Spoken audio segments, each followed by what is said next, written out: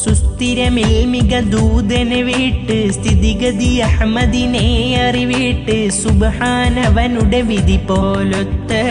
മുല്ലപ്പൂ ഭാഷാംഗത്ത തോഴിയാൽ പറയുന്നേ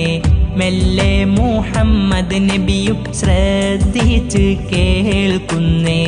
മന്ത്രിക്കും മട്ടിലൊരു മറുപാടി പറയുന്നേ പുഞ്ചിരി തൂകുന്നേ നാണം കുണുങ്ങുന്നേ മക്കത്തെ രാജാത്തിയായി വാണിടും ഖദീജാബി മുന്തി മുഹമ്മദ് നബിയെ പേൽക്കാനന്ദാജബല്ല മാലിനി മണിയായ ഖദീജാബി ചൂളുവിലായി സമ്മതം തേടുന്നേ സന്തോഷം പേരുന്നേ.